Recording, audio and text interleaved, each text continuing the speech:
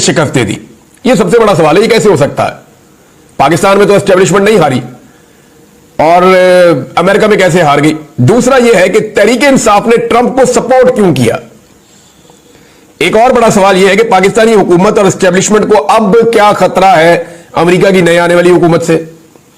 और आखिरी सवाल यह है कि अब जो ओवरसीज पाकिस्तानी या पाकिस्तान तहरीक इंसाफ है, उनकी एक्सपेक्टेशंस क्या है और होगा क्या? क्या इमरान खान को वाकई बाहर निकाल देंगे डोनाल्ड ट्रंप?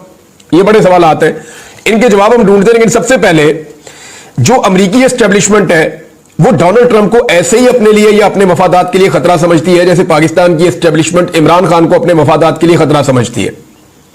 यानी एस्टेब्लिशमेंट के लिए ना बहुत सारा पैसा, बहुत सारे मफादात और बहुत सारी चीजें ऐसी होती हैं जिनको वो नहीं छोड़ सकती। ये अमेरिकन एस्टेब्लिशमेंट में भी है। तो डोनाल्ड ट्रंप ने उन चीजों में जाकर छेड़छाड़ की जहां पे एस्टेब्लिशमेंट को लगता था ये उनकी रेड लाइन है, इसको नहीं छेड़ना चाहिए। डोनाल्ड ट्रंप नई पॉलिसीज लेकर आया और उसने बहुत सारी ऐसी चीजें पकड़ी जहां पे उसने कहा यार ये तुम्हारा काम नहीं है, ये नहीं करना चाहिए, इस पॉलिसी को ठीक करो। तो एस्टेब्लिशमेंट को लगा कि उनकी रेड लाइन क्रॉस हो रही है। जैसा कि पाकिस्तान में बहुत सारी जगहों पे एस्टेब्लिशमेंट को लगा कि जनाब फॉरेन पॉलिसी तो हम बनाते हैं, दाखिली मामला तो हम देखते हैं, पाकिस्तान कैसे चलेगा ये फैसला तो हम करते हैं, ये कहां से आ गया एक आदमी, ये कैसे फैसले कर सकता है? तो एग्जैक्टली यही हुआ जो पाकिस्तान में हुआ कि एस्टेब्लिशमेंट को इमरान खान से चिढ़ हो गई और अमेरिका में एस्टेब्लिशमेंट को डोनाल्ड ट्रंप से चिढ़ हो गई। एस्टेब्लिशमेंट को एक ऐसे शख्स से पाला पड़ गया था अमेरिका में जो जंगों का मुखालिफ था। अमेरिका नॉर्मली जो पैसे बनाता है, जो इकट्ठा करता है, उनकी एस्टेब्लिशमेंट जो बहुत पैसा बनाती है और बहुत ताकतवर लोग हैं जो हथियारों का कारोबार करते हैं, तो वो जितने भी लोग हैं उनके लिए डोनाल्ड ट्रंप फिर काबिल कबूल नहीं था। वो एंटी वॉर था और ये उसका जो 4 साल दौर गुजरा है पीछे, वो इसकी गवाही भी देता है। अब डोनाल्ड ट्रंप की छेड़छाड़ की वजह से एस्टेब्लिशमेंट के साथ डोनाल्ड ट्रंप की लड़ाई हुई, उसके ऊपर बहुत सारे केसेस हुए, उसके ऊपर बहुत सारे भोंडे इल्जामात लगे। कैपिटल हिल वाला एक वाकया जो है उसको लेकर डोनाल्ड ट्रंप के लिए बवाल खड़ा कर दिया गया। उसके ऊपर जानलेवा हमला भी हुआ डोनाल्ड ट्रंप के ऊपर। वो एक इलेक्शन कैंपेन में था, गोली चलती है और अचानक डोनाल्ड ट्रंप अपने सर को जुम्बिश देता है ऐसे। वो जो गोली थी वो एग्जैक्टली डोनाल्ड ट्रंप की कनपट्टी के पास से हिट करके सर के इस हिस्से से बाहर निकलनी थी, उसकी बकायदा विजुअल्स मौजूद है। लेकिन सडनली डोनाल्ड ट्रंप ने बात करते हुए अपने सर को ऐसे झटका दिया कि जिस वक्त उसने गोली का ट्रिगर दबाया शूटर ने, तो वो गोली डोनाल्ड ट्रंप के कान को छीद कर निकल गई। यहां चोट लगी डोनाल्ड ट्रंप को और लगी ली वो बच गया, जिसको अल्लाह रखे उसे कौन चखे। तो डोनाल्ड ट्रंप की जिंदगी बड़ी हुई थी और वो वहां से बचकर निकल गया, हालांकि वो सबसे जानलेवा हमला था। डोनाल्ड ट्रंप ने हमला होने के बाद अपने औसान खता नहीं होने दिए। वो खड़ा हुआ, उसने मुक्का लहराया। यही काम इमरान खान ने किया था, आपको याद होगा। बहुत सारी सिमिलैरिटीज हैं। यही सारा कुछ इमरान खान के साथ हुआ पाकिस्तान के अंदर। इमरान खान पे केसेस बने, भोंडे इल्जामात लगे, इद्दत वाला केस बन गया। तो थोड़ा फर्क यह है कि यहां की एस्टेब्लिशमेंट ने 9 मई को लेके वो कुछ कर दिया जो कैपिटल हिल पे वहां अमेरिका पे उस तरह से नहीं हुआ। वहां तो उन्होंने निकाली जी फुटेज निकाली, ये वाला आदमी जिम्मेदार है, इसको फिक्स करो बस।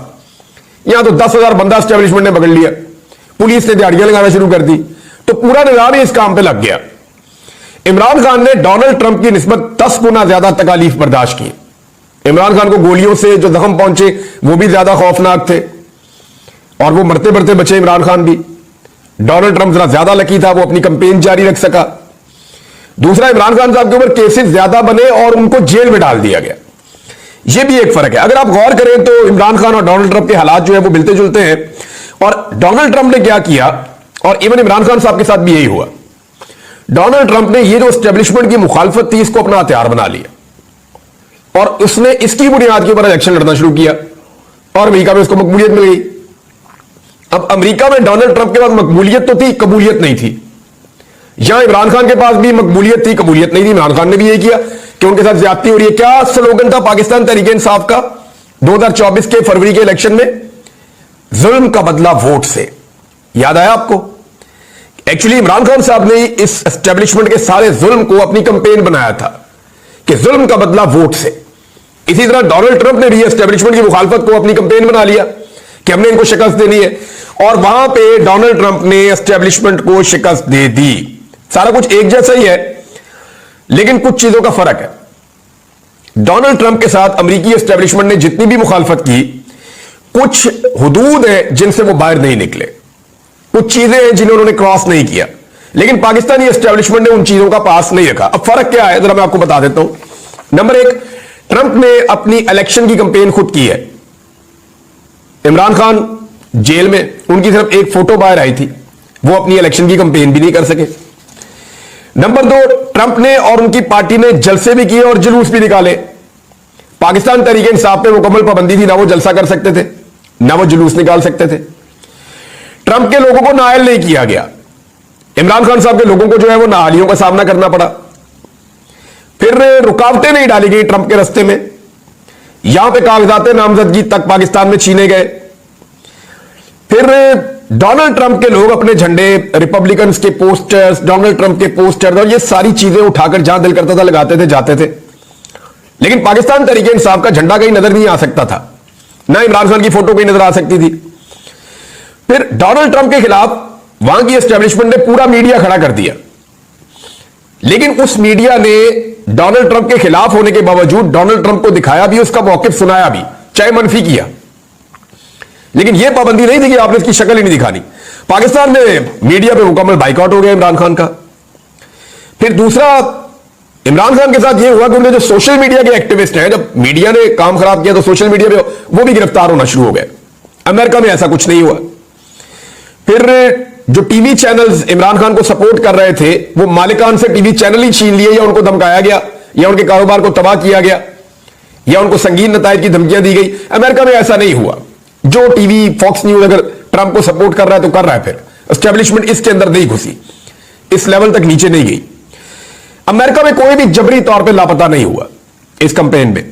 पाकिस्तान में बेशुमार लोग जबरी तौर पे लापता हुए, सहाफी भी हुए, जो है वो वकला भी हुए, और यहां पे पाकिस्तान के अंदर जो है वो शायर तक हुए। मैं खुद इसका शिकार रहा हूं। अमेरिका में कोई अगवा बराए बयान भी नहीं हुआ। पाकिस्तान में बेशुमार आपने देखे अगवा बराए बयान हुए। फिर वहां पे वफादारियां तब्दील नहीं करवाई गई। डोनाल्ड ट्रंप के बंदे नहीं तोड़े गए, यहां इमरान खान के बंदे भी तोड़े गए। वहां की किसी अदालत ने डोनाल्ड ट्रंप से इंतखाबी निशान नहीं छीना। पाकिस्तान में इमरान खान से इंतखाबी निशान भी कादी फायद ईसा ने छीन लिया। वहां की अदालत ने यह कहा कि यह अवाम का हक छीन जाएगा, डोनाल्ड ट्रंप इलेक्शन लड़ेगा, और उसको पूरी तरह अलाउ किया। यहां इमरान खान को नायल कर दिया गया, उन्हें इलेक्शन नहीं लड़ने दिया गया, बल्कि उनका इंतखाबी निशान भी छीन लिया गया। अमेरिका में इंटरनेट, मोबाइल फोन, ये सारा कुछ चालू रहा। पाकिस्तान में ये सारा कुछ बंद हो गया। अमेरिकन इलेक्शन के दौरान जो सहाफी वहां पे कवरेज कर रहे थे, उनमें से कुछ से मेरी बात हुई, वो कह रहे थे कोई खौफ व हरास नहीं था। पाकिस्तान में 8 फरवरी 2024 को पूरा खौफ व हरास का माहौल बनाया हुआ था। अमेरिका में रिजल्ट नहीं रोके गए, लगातार रिजल्ट आते गए और पता चल गया कि कौन जीता। पाकिस्तान में रिजल्ट रुक गए थे एक सर्टेन टाइम पीरियड के बाद, जब पाकिस्तान तहरीक इंसाफ 180 सीटें जीत रही थी, 2/3 से ज्यादा अक्सरियत हासिल कर रही थी पाकिस्तान तहरीक इंसाफ। उस वक्त रिजल्ट रोक लिए गए पाकिस्तान में, और फिर रिजल्ट तब्दील करने के लिए सिकंदर सुल्तान राजा को बुलाया गया, गेम डाली गई, बड़े बड़े लोग बैठे एक कमरे के अंदर, चंद लोगों ने बैठ के पाकिस्तान का मुस्तकबिल ही बदल दिया। अमेरिका में कोई जाली फॉर्म 47, फॉर्म 45, कोई टेम्परिंग, कोई जाली वोट, कोई रिकाउंटिंग के अंदर बहुत सारे वोट ट्रंप के जाली कर देना, ये चीजें नहीं हुई। पाकिस्तान में ये सारा कुछ किया गया। अब जो डोनाल्ड ट्रंप को विक्ट्री मिली वो एक वाज़ेह विक्ट्री है, लेकिन जो इमरान खान को विक्ट्री मिली वो तारीखी विक्ट्री है। वहां फर्क ही बहुत ज्यादा है। डोनाल्ड ट्रंप की मुखालिफ ने फिर भी काफी वोट लिए हैं, लेकिन इमरान खान के मुखालिफिन वोट ले ही नहीं सके। अमेरिका में अवामी मैंडेट की बिलाखिर फतह हो गई, और पाकिस्तान में अवामी मैंडेट को पाकिस्तान के इदारों ने शिकस्त दे दी। तो अब अमेरिका में आ गया जनाब ट्रंप, और पाकिस्तान में इमरान खान का रास्ता रोक दिया गया है, और जो अवामी मैंडेट के जरिए से बना था वहां पे वो रास्ता बन गया और यहां पे रोक दिया गया। अब सवाल यह है कि पाकिस्तानी हुकूमत और एस्टेब्लिशमेंट परेशान क्यों है? यह सवाल मैंने आपके लिए छोड़ा था ना, तो इस पे आ जाते हैं। शरीफ खानदान ने और जरदारी खानदान ने अपने ज्यादा ताल्लुकात डेमोक्रेट्स के साथ बनाए हैं। क्लिंटन के दौर के अंदर बड़े जबरदस्त ताल्लुकात नवाज शरीफ साहब ने क्लिंटन खानदान के साथ बनाए थे। हिलरी क्लिंटन को भी इन्होंने इलेक्शन में सपोर्ट किया था ट्रंप के मुकाबले में। बराक ओबामा को भी ये सपोर्ट करते रहे थे। जो बाइडन की इलेक्शन कैंपेन के लिए इनके लोग भी गए थे अमेरिका में, और इन्होंने पाकिस्तानियों को बाकायदा कहा था कि आपने वोट डालना है जो बाइडन को, तो जो बाइडन को भी इन्होंने पूरा सपोर्ट किया था। डेमोक्रेट से स्पेशली डोनाल्ड ट्रंप से इनके ताल्लुकात अच्छे नहीं रहे। जब डोनाल्ड ट्रंप सदर बना तो अमेरिका में लॉबिंग की कोशिश की शरीफ खानदान ने और एस्टेब्लिशमेंट ने, जनरल बाजवा ने, इन सब ने मिलकर, लेकिन ये कामयाब हो नहीं सके। लेकिन जब जो बाइडन अमेरिकी सदर बन गया और जो बाइडन को अमेरिकी सदर बनाया गया, तो उसके बाद हुआ ये कि लॉबिंग कामयाब हो गई। फिर जो बाइडेन इंतजामिया है, क्योंकि जो बाइडेन का अपना एक मसला भी है इमरान खान के साथ, तो जो बाइडेन इंतजामिया ने इमरान खान को पसंद नहीं किया और लॉबिंग काम कर गई। जो लॉबिंग जनरल बाजवा के खाते डाली जाती है कि उनके जरिए से पाकिस्तानी गवर्नमेंट का पैसा गया, अवाम का पैसा गया, हुसैन हक्कानी साहब का भी नाम लिया जाता है और कुछ लोगों के भी। तो ये वहां पे एक लॉबिंग हुई थी अमेरिका के अंदर। उस लॉबिंग के नतीजे में अमेरिका ने सहूलतकारी की और पाकिस्तान की एस्टेब्लिशमेंट ने पाकिस्तान में इमरान खान का तख्ता उलटकर पीडीएम को सरकार दे दी।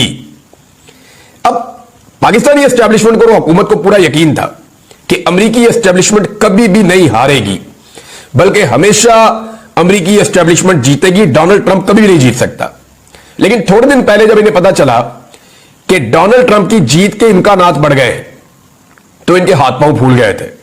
फिर फौरी तौर पे क्या हुआ, नवाज शरीफ साहब अमेरिका गए, इन्होंने बड़ी मुलाकातें की, कोशिशें की, खुफिया मुलाकातें की, कुछ करें, डोनाल्ड ट्रंप के दिल में रहम पैदा करें, अगर वो आ रहा है तो। मुलाकात की भी कोशिश की गई, कुछ लोग ये कह रहे थे, लेकिन ऐसा हुआ नहीं। भारत अमेरिकन एस्टेब्लिशमेंट को मनाने की कोशिशें की गई। फिर आसिफ अली जरदारी जो है उन्होंने चाइना का दौरा कैंसिल किया फौरी तौर पर। उसके पीछे मेडिकल रीजन बताया जाता है, लेकिन अमेरिकन को अगर आपने खुश करना है तो चाइना का दौरा आपको कैंसिल करना पड़ता है। फिर चाइना के साथ ताल्लुकात भी सर्द मोहरी का शिकार किए पाकिस्तान ने, ऐसा स्टेटमेंट दोनों तरफ से आया। वजारत खारजा से भी एक स्टेटमेंट आया चीन के हवाले से। तो ये जो ताल्लुकात पाकिस्तान और चीन के, अगर मैं ये कहूं कई डिकेड्स के अंदर कहीं पे इतने खराब नहीं थे जितने अब है, तो ये बात गलत नहीं है। शहबाज शरीफ फौरी तौर पर कतर जाते हैं और सऊदी अरब जाते हैं। मोहम्मद बिन सलमान के बेहतरीन ताल्लुकात हैं, बहुत जबरदस्त दोस्ती है डोनाल्ड ट्रंप के दामाद के साथ, बड़ी जबरदस्त दोस्ती है इनकी, पक्की आ रही है। तो ये फौरी तौर पे वहां जाते हैं कि वहां से कोशिश करते हैं कि कुछ करके डोनाल्ड ट्रंप के साथ अपने ताल्लुकात बनाने की कोशिश करें। फिर कतर जाते हैं क्योंकि कतर ने अमेरिका को हमेशा सपोर्ट किया है और तालिबान के साथ जो मुकम्मल डील हुई है वो दोहा में हुई है, कतर में हुई है। तो वहां पे भी कतर वालों का भी अमेरिका के ऊपर थोड़ा बहुत इंफ्लुएंस है, एक दूसरे के साथ उनके ताल्लुकात है। तो शहबाज शरीफ साहब ने ये मिशन पकड़ा, नवाज शरीफ साहब ने अपना मिशन पकड़ा।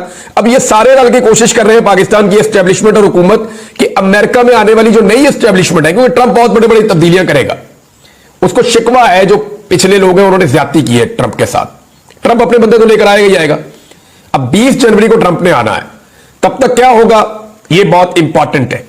अच्छा, ट्रंप को अगर मनाना है तो जो नई एस्टेब्लिशमेंट आ रही है वो कैसे मानेगी और किस चीज पे मनाया जा सकता है। मिसाल के तौर पे ये चाहेंगे कि इमरान खान साहब जो है उनको फिलहाल वो हुकूमत हमारी ना गिराएं, इमरान खान जो है वो हमारी जान उससे बच जाए, किसी तरह हम उससे महफूज रहें, ये अवामी गैज़ो गजब का हम शिकार ना हो, यही चीजें चाहेंगे ना।